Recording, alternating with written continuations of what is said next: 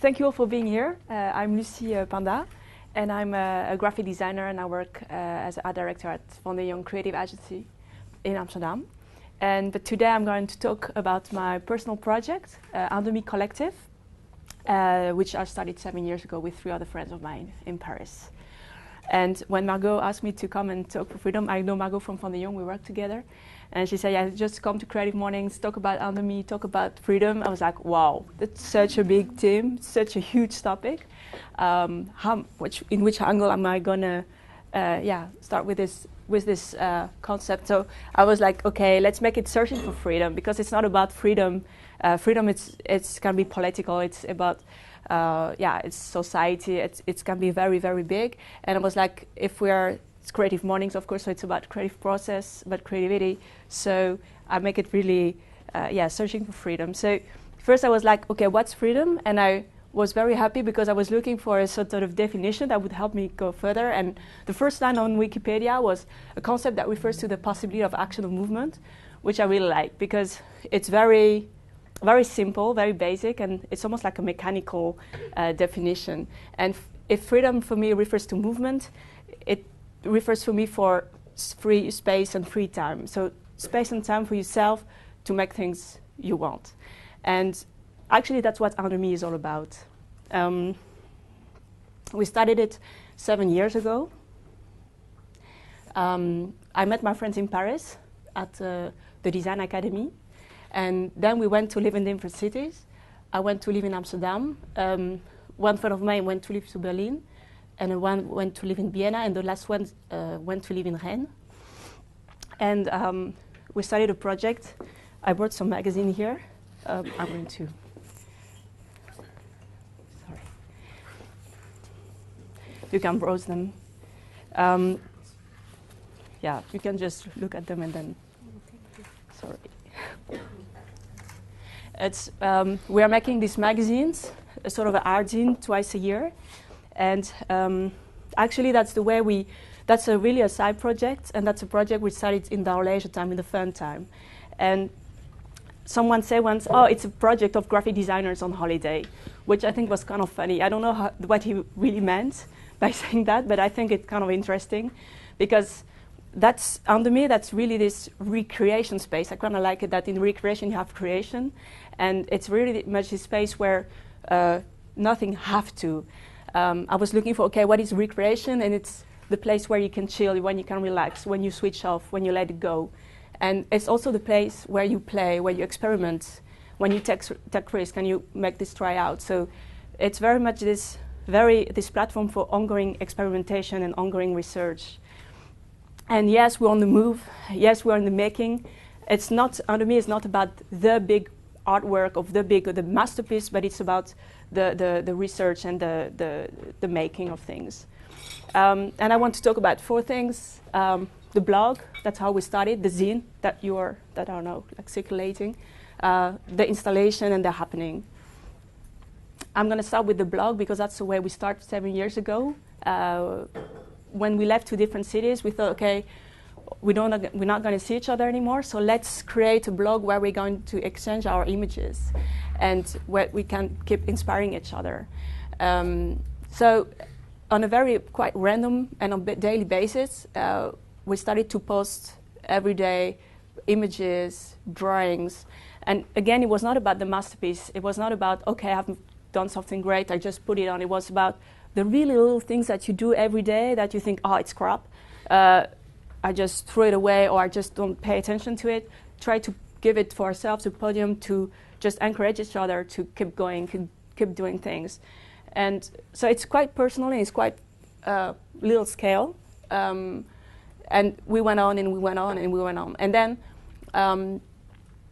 after 1 year, we thought all this visual material, which is quite random on the site, that would be so great to make something else about it. Like, because here, the interaction between the images is like it's going next to each other, but it's not really interacting. So that's when we decided, okay, you know what, let's make a zine. Let's make a paper version of the blog, an original self-published and collective visual diary. Because of course, on the blog, you had all the images next to each other, but on the zine, you can make, you can go further, actually. So that's what we started, and we now publish it twice a year in a very limited edition of 200. We produce it part offset, part risograph, laser print. We use different kind of paper. We try to make it really a unique object, and we just keep it to 200 copies, because then it enables us to do things by hand. We add always little things in it, like photographs, handmade drawings, folded things, and yeah, that's the way it looks when we're all meet together and make the zine together. Also, what I want to say is that every time we are 4 girls, and every time one of us is doing the editing and the layout. So again, about freedom, we don't hang each other with the hands and just do everything together. Every time, everyone gets carte blanche, completely 100% freedom to do what she wants with the images that we've been making the last 6 months. So, and in this issue, we went to Georgia all together. We were 1 month together in Tbilisi, in the residency. We made a lot of drawings, photographs, and we had to produce it. Like, I think we did the editing in 1 night, and we'd send it to the printer, and it was done in 1 week. And now we're also making music.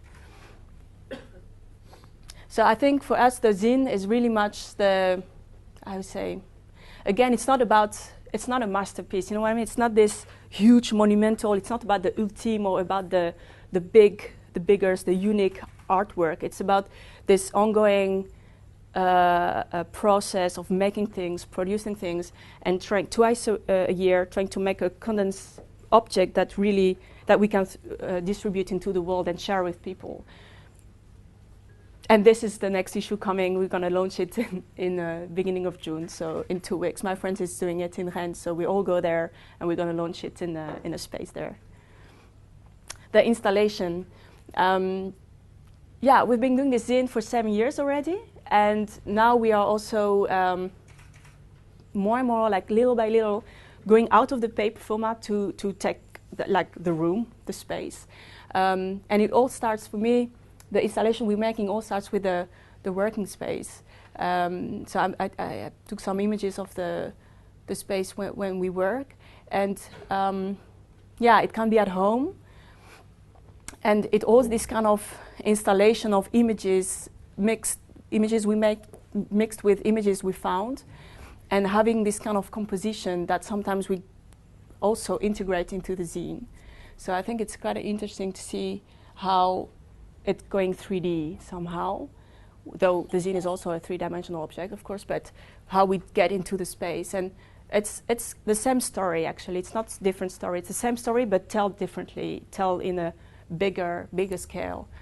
That's some pics of the installation we did in Tbilisi, and that we were literally designing in the 3-dimensional with the real objects, with the real drawings, and with the real photographs. So basically, what you do in InDesign, when you can scale things up and down, and here we were doing it for real, and then take the picture. You can imagine that you could also reproduce that in the zine as well, like having the book in the book, like having the composition made for real, and then putting back in a paper format. Yeah, that was 3 examples. And yeah, we did it also on the ground. It's also like, for me, referring to this curiosity, cabinet of curiosity, you say, cabinet curiosité, when you have all these things that you've been gathering. And if you think again about this ongoing research, this ongoing process of making things, gathering objects, little things that have actually no values somehow, but because you put it all together, adjusting it the way you want, putting it, and then suddenly it gives a certain view on someone's life. Very quite personal, actually.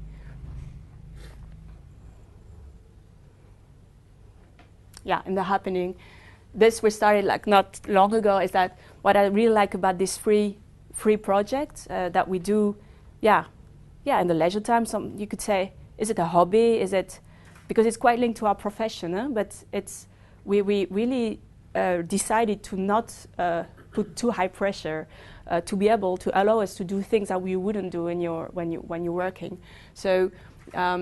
Now more and more it's integrating other forms. So my friend started to do music 2 years ago, and it just come in the collective, no problem. What you do, no problem. You just integrate it. We were putting the CD, and now we are more and more. We're making this installation, and now it's going to be a concert, and there is this video performance that we do on the live music. So it's really nice to see that with Under Me things are going. We don't decide things in advance. We don't work with the theme. We don't work with a sort of, we have to go there. So if we want to be there, we have to start here and then go that direction. We just start, we just do things, and by doing things, we just look at it, that was nice. Okay, wow, okay, well, let's go further. And then it just go like this. So if I go back to the title, Under Me, that's the name of the collective.